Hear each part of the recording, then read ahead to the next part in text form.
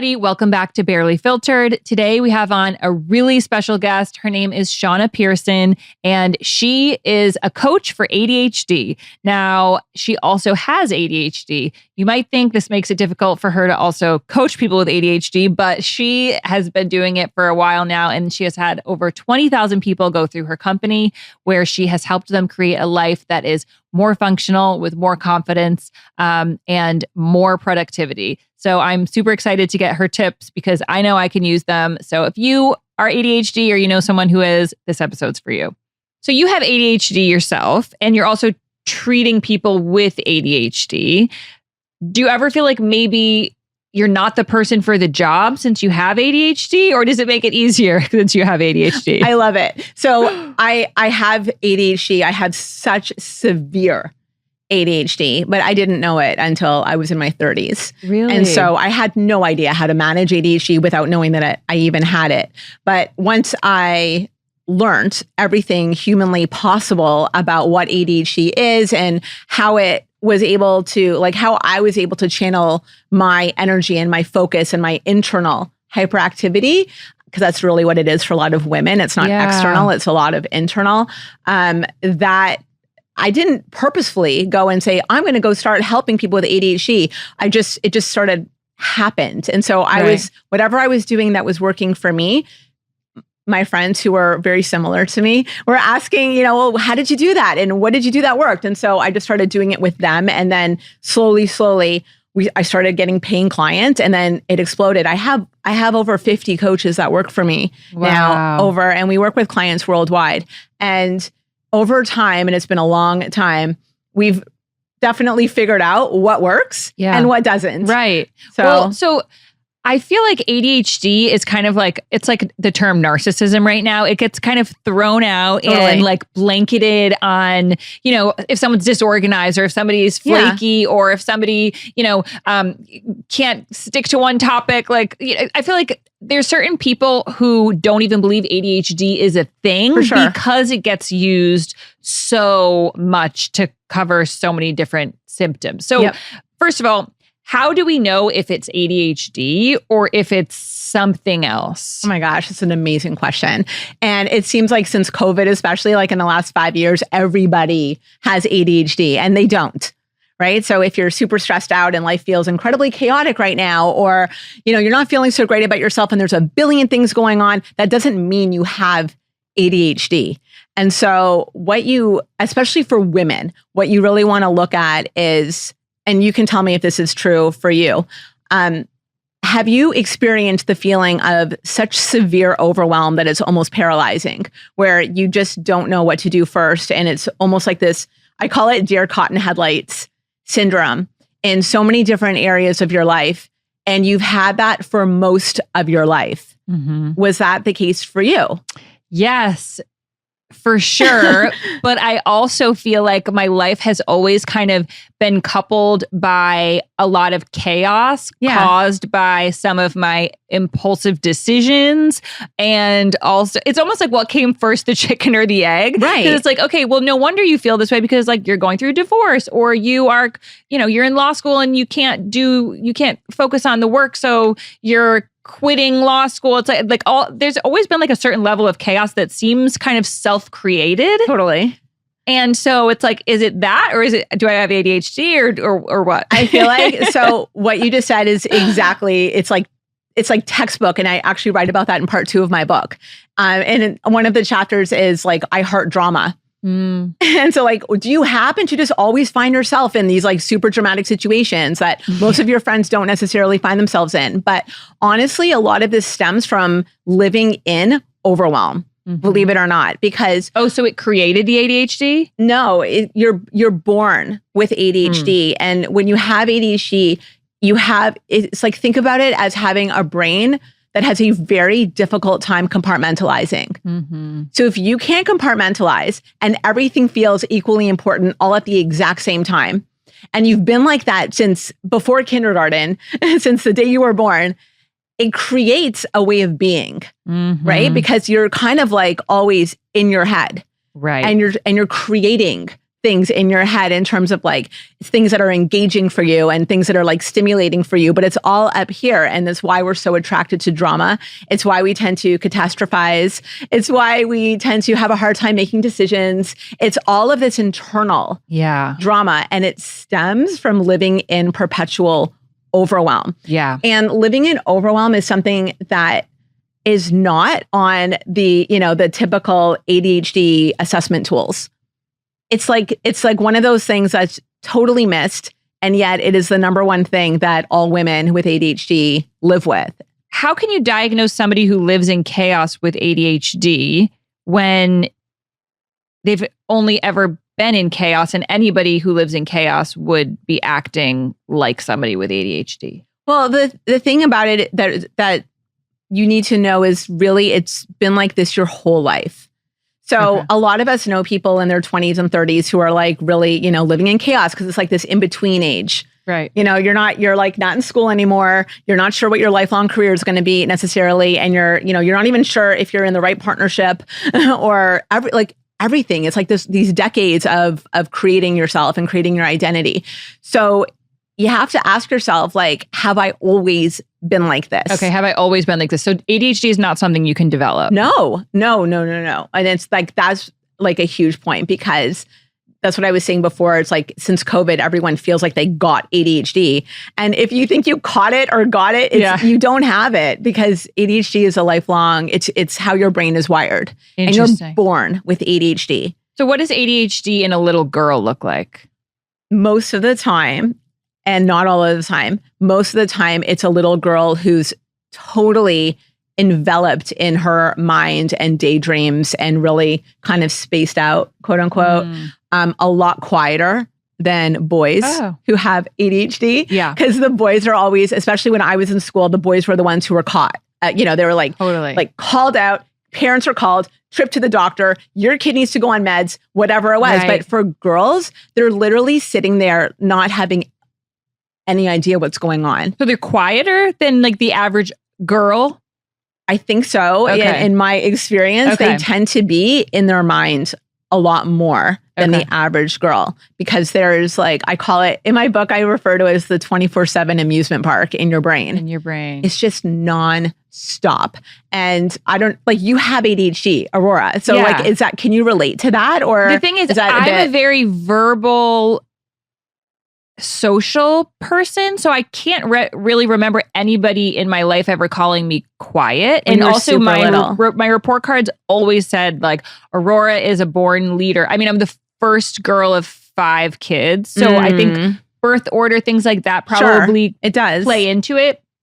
I feel like what I thought my ADHD looked like when I was little is I would get really hyper focused on things and then kind of forget about everything else. And so like I would be the person who didn't have their homework. I feel like from the outside world, I probably looked flaky, undependable. Like I didn't care about things that I should care about, almost pompous in a way. Well, you were zoned confident, but like I almost just was, I was in my own world, I guess. You were zoned in. Yeah, I was zoned in. So that's a good way. That's a good description. Right? So you were a leader and you were really confident, but you were still like all up here. Yes. Yeah. Whereas like maybe a lot of your friends were up here, but they were also able to like do what they needed to do more on time and get their homework done or, do other projects that they weren't necessarily super interested in. Right. So which is honestly like really difficult if you have ADHD, is to like focus on something you have no interest in. Right. So somebody out there with ADHD who has to do work that they do not find to be super interesting, what is a tool that can help them to accomplish that work and maybe even enjoy it, or does it have to be painful? No, it doesn't have to be painful. But it's never going to be like the most fun you've ever had. There's so many ways to do it. It's like one thing that I love to do is called like structured work sessions. And for some people, it means, a 45-minute work period, and you literally time yourself and, surrounded by, a 10-minute break on either side. So, you have 45 minutes to get something done. Right. For me, I'm more like a 5-minute break, 20-minute work session, 5-minute break. So like I can definitely focus on anything for 20 minutes. Right. No problem. But if somebody told me like, you have to write this report or you should write this article, for like an op-ed or whatever, which is something that I actually have to do. It's like, I can't do it unless I have these very thick boundaries and like short periods of time because it's not something I necessarily want to do. Interesting. Yeah. Is there something with ADHD people that they do better with somebody else with them? I feel like I always work better when there's another person in the room, even if like I don't want them to talk to me. I need something around me. Yeah. Is that a thing? For sure. Well, people talk about body doubling. Yeah. Right. And so it's like, just to get anything done, I'm going to have this person, on my screen or in real life, and we're going to do this together. And it's helpful for a lot of people. It's definitely not helpful for some people. Some people get really distracted by it. Okay. And, but I feel like a lot of what we do in our coaching is not body doubling, but we're all over our clients. Like we will constantly be checking in with you and like, did you do this? And did you do that? And just show me, not tell me. Right. Like, show me what you did. Take a picture, take a video, show me. And it makes all the difference because people are like, oh crap, like I have to actually do this. Like I can't just say I did it. I have to really do it. And that type of accountability is hugely helpful. It's also like, it's stimulating. Right. Totally. I'm the exact same way. And I think everybody who works with me would agree that like as an adult, it can feel a little humbling to feel like you need another adult to be like, where's your homework? Right. Totally. But it works. So what? So what? Yeah. It's better than not accomplishing anything. Right. Well, you have to do what you need to do. Yeah. Okay. And that's like a big point because people with ADHD 100% need to do things differently. Yeah. 100%. And I compare it to having straight hair versus having curly hair. Like, why is this a big deal? Why, like, people who have curly hair, they can't blow dry their hair like we do. They have to like use a diffuser and they have to use like special hair product and they can't use a brush. They have to do things in a specific way. Like, you have friends, I'm sure, who have like super curly hair, and it's such a quote unquote pain in the butt, but they cannot do things the way you do it for your hair. It's the same thing with ADHD management. Like, don't worry about it. So what? Okay, great. You need somebody with you. It's like using a diffuser. Yeah, like, it's just different steps. It's just a different thing that you need to do, but it works. That's interesting. I like that. So don't put any like weight on it. No stigma. It's just what you need to do. Yeah. I would imagine it'd be hard for somebody who hasn't been diagnosed yet and just kind of feels like, oh, I'm just somebody who can't do things. I'm so immature. I haven't like grown up yet. I still need a buddy to. Right. Yeah. But that's why it's really helpful to know what's going on with your brain. If you have a brain that's naturally has lower levels of dopamine, like that says a lot. And that'll show you so much about your life and why you've done the things you need to do. And it makes it fine. It's like a person who needs like more insulin. Right. Or it's fine. Like, okay, great. I have lower levels of dopamine. Here's what I need to do. Right. Well, what would you say to somebody who feels like they are a dopamine seeking type of person? Maybe they haven't been diagnosed with ADHD yet, but that's how I was diagnosed because I actually did a brain scan. Cool. And so like, I know straight up, like this is what a brain with ADHD looks like. And this is what you have. And that I have a dopamine deficiency. And it made so much sense when I looked back at my past, because like you said, seeking out chaos, but also just like the drugs that felt really good, or like, that first sip of alcohol that gives you that dopamine buzz. What's a healthy way to get dopamine if you're somebody who's naturally deficient? So I call it positive stimulus versus negative stimulus. And like, we all need stimulus. There's no question. Like, we need a lot of stimulus. And so like, I used to, I went skydiving and I was like bungee jumping and I was just like swimming with whale sharks and I was a stimulus junkie. Yeah. And that sounds like fun. All that stuff sounds fun to me. It's unbelievable. It's like some of the best times of my life were like in like the craziest situations, but also dangerous, right? And then some of those times are not so great. The thing is that I believe that if you can look at yourself, if you're an adult and you can look at yourself and be like, okay, that was definitely stimulus seeking, like the drugs or like the partying or whatever, but it wasn't taking me closer to what I want. Right. Okay. But then you're doing something right now that is taking you towards what you want. Like, what are you doing right now? Like, it's like this podcast or like everything that you're doing and communicating to the world. Right. Right. And it's freaking awesome. Yeah. Getting hyper focused on something that I'm interested in. You love it. Yeah. I think you love it. Yeah, it seems like you love it. And so like, that's a positive stimulus, right? So what do you do if you know that you need the stimulus? Is like you hyper focus on the positive stimulus that's going to get you from where you are now to wherever you want to go, which is the work that you're doing right now, like yourself, if that's like positive, and I think it is, then you just keep zoning into that and taking it in different directions. Yeah. I love that. What would you say about rejection sensitivity? Because it's a concept that I recently came upon and I brought it up to my sister and she was like, Aurora, nobody likes rejection. Like that's a human quality. I get that reaction. I get that reaction from people when I'm like, oh, I have ADHD. That's why X, Y, and Z. And they're like, no, that's just a human thing. Nobody likes to be rejected. What is rejection sensitivity? It's so extreme. Like some of our clients won't leave the house. It's not like agoraphobia, but it's different. It's like they cannot bear the reality of being seen or rejected. Wow. And so if there's any remote possibility that this is going to happen on this day, they literally stay inside. Oh. And so that's not typical. No, that's not typical. So rejection sensitivity dysphoria, it's dysphoria. It's very extreme. Just like, I mean, we can take everything. It's like what your sister's saying is we all feel like we're all sensitive. Yeah. For sure we are. And we're all a little bit, we all live in chaos and we all get stressed out. There's like the normal range and then there's the outside of the norm. Right. So that's what RSD is. It's just like way outside. It's way outside. Yeah. I feel like so you don't need to have that to be categorized as ADHD. No, right? But it's just, oddly, it's coming to be seen that it's extremely common for women who have ADHD. And I think, and I believe the reason is because we have a brain that is not able to compartmentalize very well, right? So that's what leads to the overwhelm. Right. So you have this beautiful brain and it's full of like amazing ideas and amazing thoughts and emotions and everything that's like in your world. But you can't put anything in boxes, which is why everything feels equally important all the time. Right. Right? It's like everything all at once right now. And you don't know like what to do first and you don't know what's more pressing.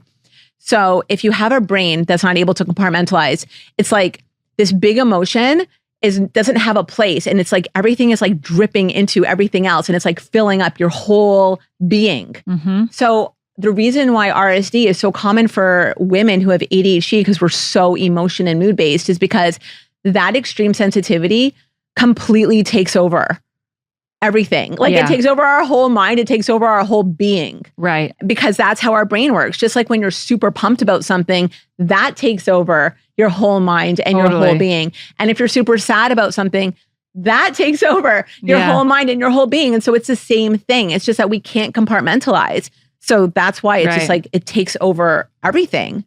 I think dating with ADHD was probably one of the hardest things I ever did. And I didn't realize just how much of my like rejection sensitivity was going to be provoked by people that like I didn't even like. My rational brain was like, I'm not in love with this person. I don't even like them. I don't even want to be in a relationship with them. But it felt very difficult for me to not wrap up like a lot of my self-worth in acceptance from men, like from people that I was dating at the time.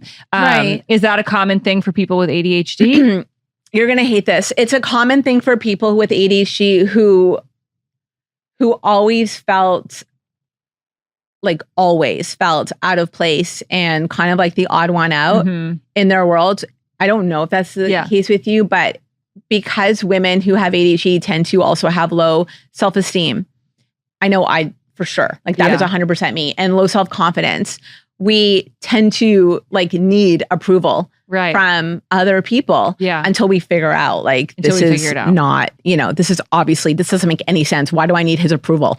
Like this is like illogical fact. But the thing is that until you get to that place where you see like how completely ridiculous it is, your emotions take you there. Right. It's like, well, I need him to like me. I don't care if I don't like him. Yeah. He has to like me. Because I always feel like nobody really gets me and nobody understands me. Right. And so that's something that we grew up with before we were conscious enough to to be self-aware, Yeah. then you just like unconsciously go for that. And Yeah, you need it. I feel like that was something that I struggled with, and I didn't Do really you know that it still? was. No, not well. I'm not dating anymore, but I mean, now I'm in a relationship, Right. but I definitely do have to check myself with Okay. like, does this person's opinion of me really matter? And I think people are Good. surprised to find that out because I'm confident. I'm a confident person, and I feel like my self-esteem has gotten a lot better over the years. But like when I was 25, now I'm 36. Like my confidence when I was 25 was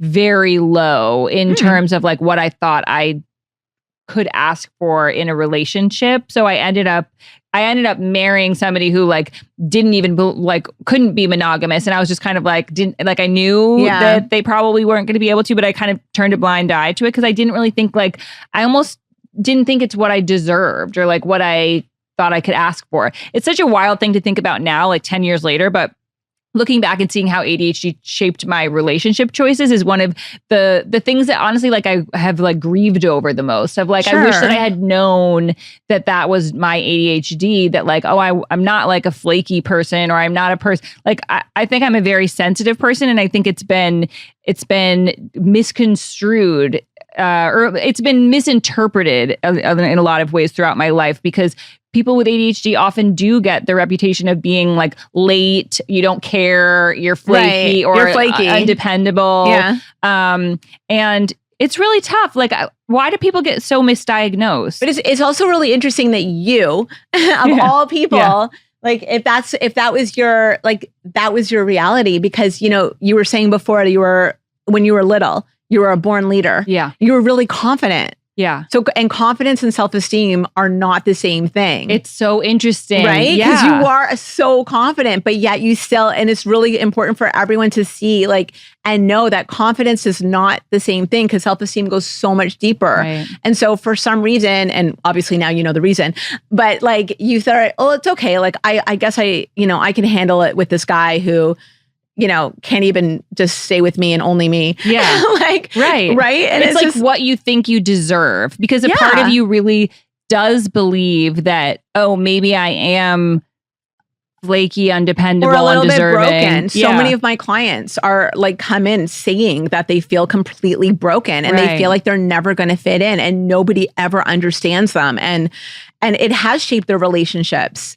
And they've been in, so many of the wrong relationships. I was engaged 3 times before I actually found, like my husband, and like really bad situations, really bad. And it's just, I feel like a lot of us share the very similar story, and for very similar reasons. And it's beautiful too, because we really are connected, and we really are experiencing the same thing. Right. Yeah. Even just the way you're like, I was engaged 3 times. You don't really see ADHD people with a problem like getting started with a new relationship. There's a lot of like, it's never like, oh, I haven't had a relationship in 20 years. It's like, oh, I've had 500. So many relationships. Like you can't start. It's like almost, that's the stimulus. Yeah. Like, wow, what am I going to, it's like a game. I used to think of it as a game to play. Right. Yeah. It does. And I'm even experiencing that now that I'm in a good relationship. And I think women. How long has it been? Well, okay. So it's been 6.5 months, okay. 7 months. So like, that's great. Yeah. Yeah. But like, we're not in the honeymoon phase anymore.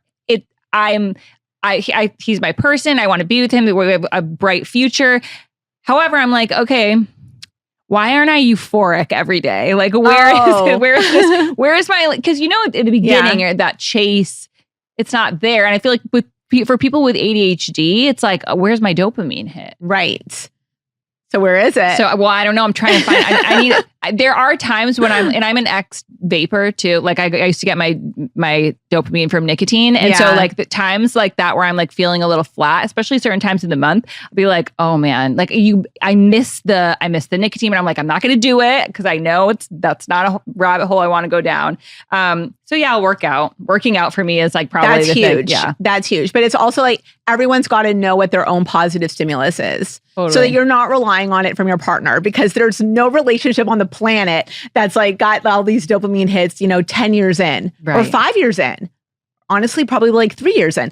So it's like, it just doesn't exist. So where's the dopamine going to come from? And then you can create, like, consciously have an intention of creating, whether it's working out or doing, anything that you are excited about. Getting ahead of it. Yeah. Getting ahead of it, knowing what those things are, and like, and going for it, not just like thinking about it and telling your friends about it, but going for it. That's freaking awesome. Like that's dopamine. Yeah. And it's also going to, get you amazing results and whatever. Right. Yeah. Long-term real results. Yeah. So just for a minute, let's talk a little bit about medication and misdiagnoses. This is so big. This is huge. So, medication. Like, where do you stand on it? And do you feel like it's something that all people with ADHD should use? Not necessarily. I feel like people should really get over the stigma that's attached to ADHD medication, because it's really helpful for a lot of people. It's actually a lifesaver for some people. We've had people who are 100% like ready to just end their life, and they don't have clinical depression, after everything is, but they just feel like they really haven't accomplished anything. There's no purpose for them in this world anymore. And it's like so sad. Yeah. And they go on ADHD medication, and it helps them to be on, more on focus and be on purpose, and figure out what they want and move towards that, which is when you're moving towards something that you love. Honestly, like, that's like one of the best feelings in life, you know? That's what I was just talking about. More than like having what you love. I was just talking about that in my other episode, that it's in the pursuit of something that you want, that more dopamine is released. And, when you feel like you're on the right path, and, and somebody like 100%. That is now building confidence that they probably haven't been able to build. It's like, wait a minute, I'm actually doing things. I'm getting things done. Like, this is like a whole new, identity. And I've seen this happen so many times that I used to be like, no for medication, and like, well, there's more natural ways of doing things, but now I've seen it so many times where people's lives totally change for the better. And so I think it's great in the right amount. Right. If it's the right medication in the right amount, I've learned that a lot of our clients have been prescribed way too heavy of a dose. Yeah. And like, they feel like complete zombies, and then it's not working. But then, you advise them, like, ask your doctor if you can, get a lower dose, or, whatever, just talk about it with your doctor. They're the medical professionals, and they will adjust it. And you can maybe go on a different medication or go on a smaller amount, but it does work. I don't think everyone needs it. Right. When people are pregnant, a lot of people can't take ADHD medication. So they have to learn the tools. Right. I mean, that's what we do. Okay. Everything we do is non-medical. Okay. Even though probably like 80% of our clients do take medication, also, it's not enough. They still need, they're still not getting what they want. So they need. Are you taking medication for your ADHD? I started taking it's so funny, the pediatric dose, like what they give to small children, while I was writing my book. Of Concerta or Adderall? It was Adderall. Okay. And it was while I was writing my book, because I just couldn't do it any other way, and I needed to finish it. And it was amazing, but it was such a tiny dose. My doctor said this doesn't exist for adults. Yeah. And then I'm like, can you please check? And then she checked and got back to me 2 weeks later, and she's like, oh yeah, we can do this. This is what we give to children. But she didn't, because she's an adult doctor. She didn't know that. Wow. So yeah, I felt that way, that it's way too, medication for me was way too strong. And it ended up, it became like I was kept wanting more and more, because I wasn't getting the euphoria out of it. And that's like what I was looking for. And then also the nicotine aspect. Adderall for me is like a definite no, but I am on Wellbutrin, which is a mild stimulant that has made things much easier for me. It got me off vaping, and I really love it. So that's why I don't think people should be against medication. No. Like, it can be 100% life-changing. Right. The problem with medication is when a woman who tends to be more in her head, a woman with ADHD who tends to have the hyperactivity component in her, inside her mind, and she's constantly thinking and ruminating and catastrophizing and just like so enveloped in her mood and emotions. And she goes to a doctor and says, this is how I feel. The doctor, and I don't know if this happened to you, but I know it's happened to like practically every woman who's ever walked into our coaching practice. The doctor will give her a self-assessment for anxiety and or depression. And that's it. So wait, I brought it. Here's what you'll get it on a clipboard or on an iPad, right, at your doctor's office. So this is the anxiety questionnaire that they'll give you at the doctor's office. It's called the GAD-7. And here's the questions. Feeling nervous or anxious. Yeah. Obviously. Not being able to control your worrying.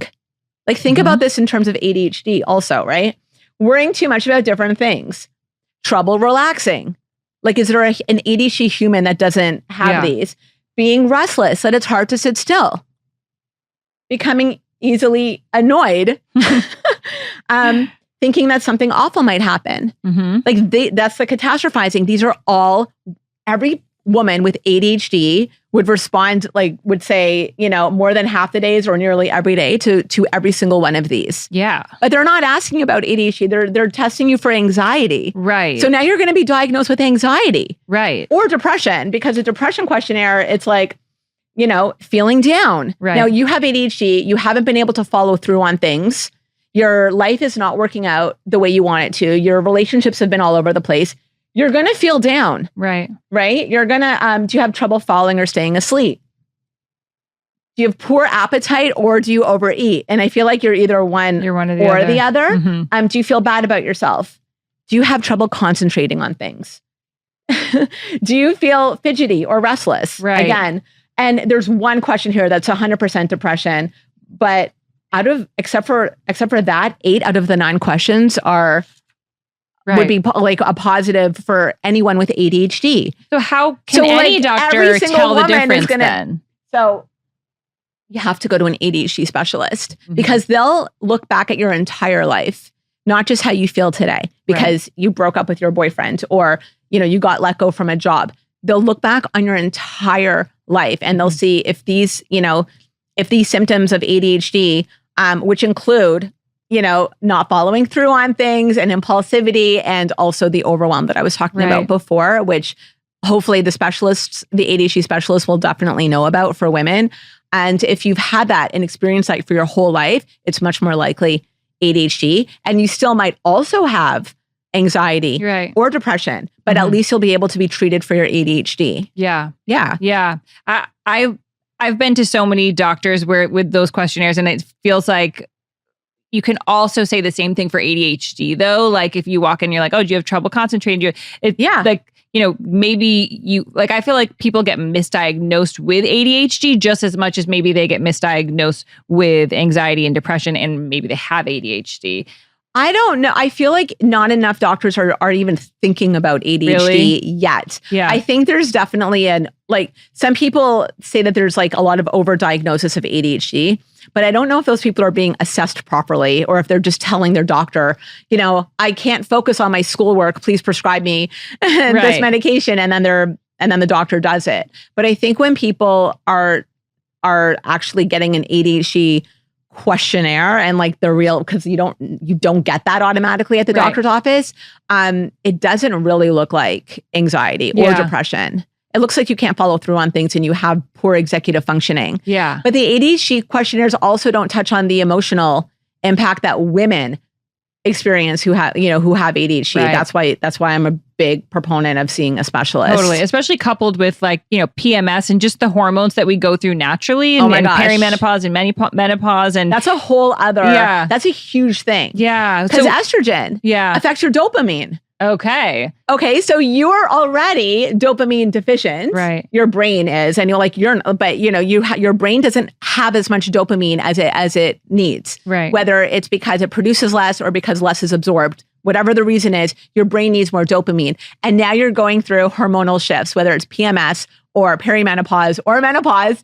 And like now you've got even less dopamine. Right. So that's why a lot of women aren't being diagnosed with ADHD until they're like in their late 40s or 50s. When they can't take it anymore. And then you have your whole life to look back on and see, okay, well, actually, maybe I've always had this. For me, I went to the Amen Clinic and got a brain scan. And for me, I never really believed that I had ADHD because I was always able to accomplish a lot. And like my brother had ADHD. We knew he did. And his looked totally different than mine. And I was not a hyperactive. Right. So I was like, I don't have ADHD. I'm literally just like, because you thought it was the boy symptoms, like hyperactivity, but physical. Right. I just thought I was a little broken. And so when I actually saw it on the brain scan, it was a totally pivotal moment for me because I was like, wow, okay, I thought I had been faking on these questionnaires to get Adderall my whole life, but I actually just really, I mean, there's something to the fact that it like made me feel so great.